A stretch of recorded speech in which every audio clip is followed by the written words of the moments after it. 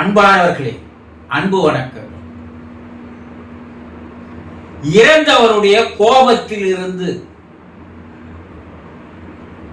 எப்படி விடுபடுவது? என்ன, இறந்தவருக்கு கோபம் இருக்கிறதா? இறந்தவருக்கு கோபம் இருக்கிறது. இறந்தவர்கள் எல்லோரும் அங்க சந்தோஷமா இல்ல. அந்த ஆன்மா, அந்த ஆத்மா, அந்த ஆவியானது சந்தோஷமா இல்ல. பெரும்பாலான ஆத்மாக்கள், ஆன்மாக்கள், ஆவிகள் வேதனையில் இருக்கிறது. அதுல ஒரு சில ஆத்மாக்கள் கோபத்தில் இருக்கிறது. ஏன் அவங்க கோபப்படுறாங்க? எதுக்காக அவங்க கோபப்படுறாங்க? யார் மேல அவங்க கோபத்தை காட்டுறாங்க? அண்ணா, இறந்தவர் எந்த ஆன்மா கோபப்படுகிறதோ அந்த ஆன்மா தன்னுடைய குடும்ப உறுப்பினர்கள் மீது அந்த கோபத்தை காட்டுகிறது. ஏன் கோபத்தை காட்டுது? அந்த ஆன்மா அவரோடு வாழ்ந்த போது, அவர்களோடு வாழ்ந்த போது, ஒரு பிள்ளை இருக்கிறா, ஒரு தந்தை இருக்காரு, இறந்து போனவர் இப்ப தந்தை.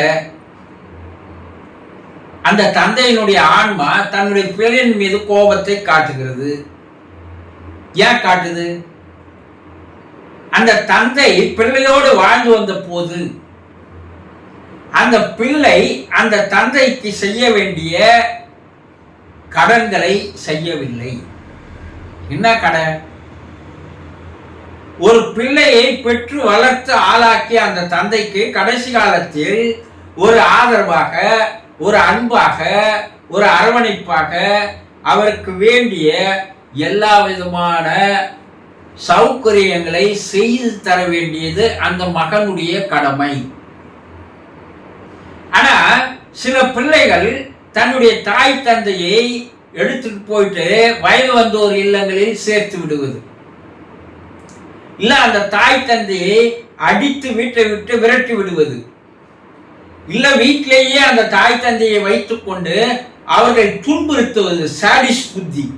அவர்களுக்கு சோறு போடுறதில்ல, அவர்களுக்கு தேவையானது வாங்கி கொடுக்கறதில்ல, எதையும் செய்யறதில்ல. ஒரு நாயை விட கேவலமாக நடத்துவது. நாய் கூட உணவு போட்டுறான், ஆனா தன்னை பெற்றெடுத்த தாய் தந்தைக்கு உணவு போடுறதில்லை. இப்படி அவர்கள் வாழும் பொழுது அவர்களுடைய மன ஆதங்கத்துக்கு இவன் ஆளாகி போனதால் இந்த பிள்ளை மீது அந்த தந்தைக்கு வெறுப்பு, விரோத மனப்பான்மை, பகை உணர்வு, பழிவாங்கும் குணம் எல்லாம் அந்த தந்தைக்கு ஏற்படுகிறது. ஏன்?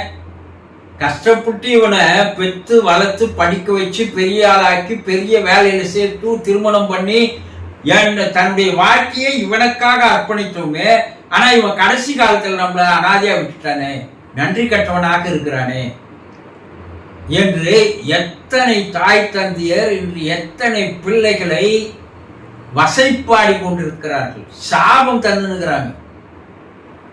அவர்கள் மேலே சென்றும் அந்த பகை உணர்வு அவர்களுக்கு விடுபடவில்லை.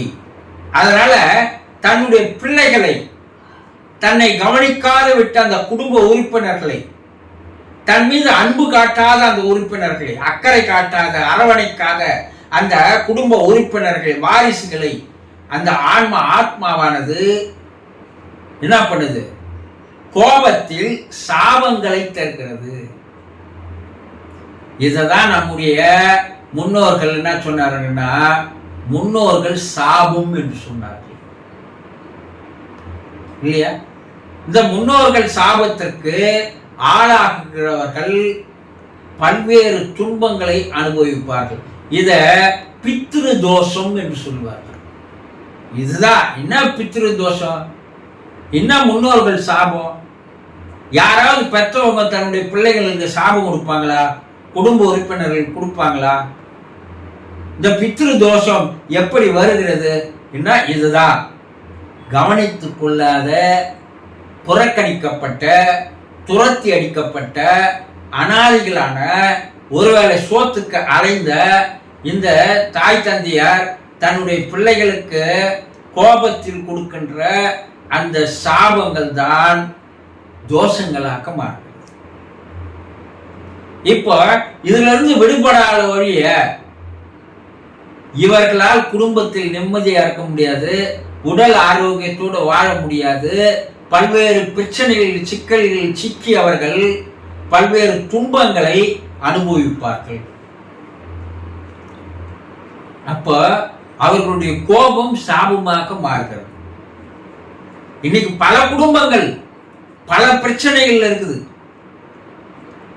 தீராத நோய்க்கு ஆளாகிறார்கள், வேலை கிடைக்காத அலையிறான், திருமணம் ஆகாதது, திருமணமாகி குழந்தைகள் இல்லாதது, பல்வேறு கடன் பிரச்சனைகள், பல்வேறு தீய சக்திகள் வந்து தாக்குகிறது, நிம்மதி இல்லாமல் வாழ்ந்து வருகின்ற குடும்பங்கள் நிறைய இருக்குது. இதற்கெல்லாம் காரணங்கள் நம்ம ஆழ்ந்து உள்ளே போய் பார்த்தோமேயானால் அவர்கள் குடும்பத்தில் இறந்த முன்னோர்களுடைய கோபத்திற்கு அவர்கள் ஆளாகி இருக்கிறார்கள் என்பது தெளிவாக தெரிகிறது. இப்ப இவர்களுடைய கோபத்திலிருந்து வெளிவருவது என்ன வழி? இருக்கும்போது தான் அவங்களை கவனிக்கல, இருக்கும்போது தான் அவங்கள அன்பு செலுத்தல, அவங்கள அரவணைக்கல, அவங்க பேர்ல அக்கறை எடுத்துக்கல. இறந்துட்ட பிற்பாடாவது அவர்கள் மீது ஒரு அக்கறையோ அன்போ காட்டலாம் இல்லையா?